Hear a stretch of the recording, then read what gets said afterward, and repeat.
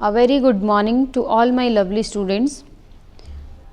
I hope that you all will be fine and you enjoyed your holidays. Now it's time to come back to our studies. As you know that in March we will have our exams, so for that we have to be ready. Today we are going to do chapter number 8, that is the internet. What is an internet? Internet, before starting this chapter, first of all we should understand the term network. What is a network? A network is a system where various components are connected with each other in some way.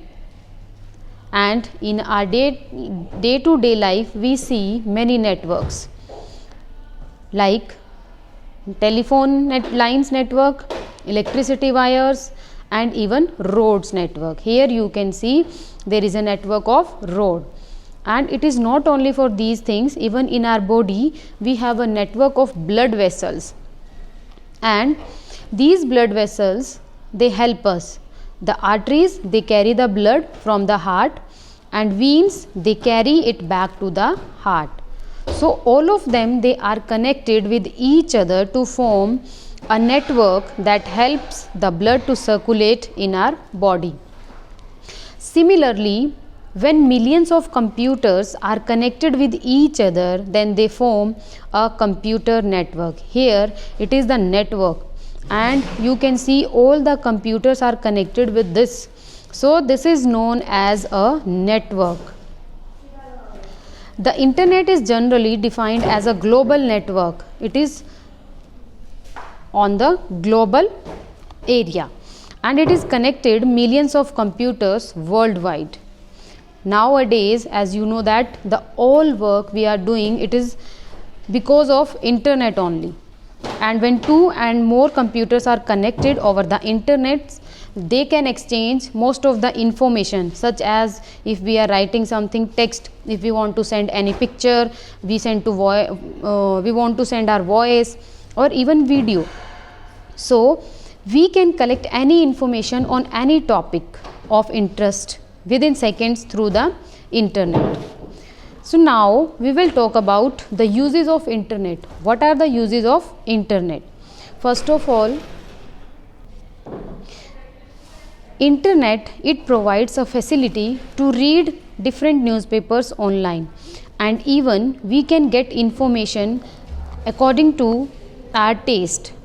Suppose if we want to get the information about politics, sports, education, etc., so with the help of the internet we can get all the information. Next is art and entertainment.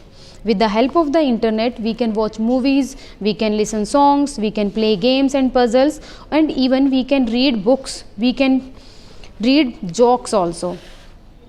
And the internet allows us to download and purchase various types of software. The third use of the internet is online shopping.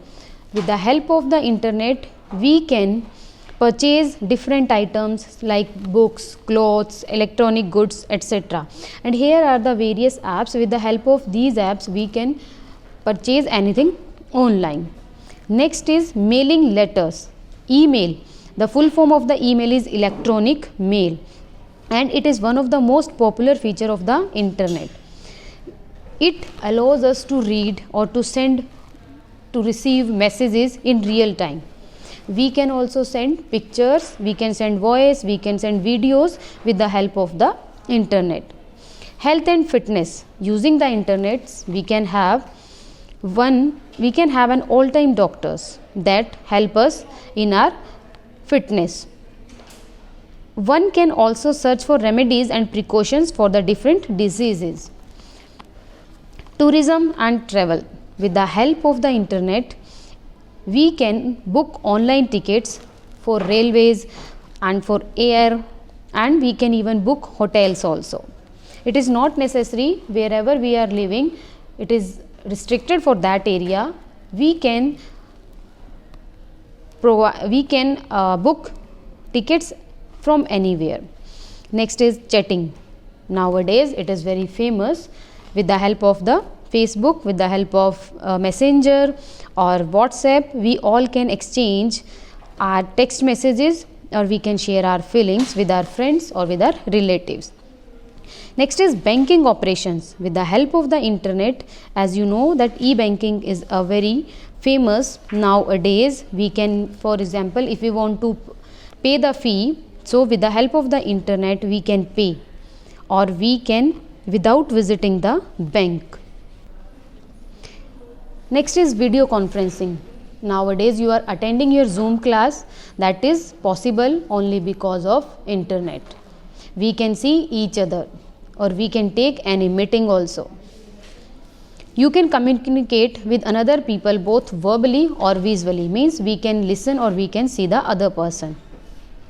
For video conferencing, the communicating parties need to have a display screen, web cameras, speakers and microphones.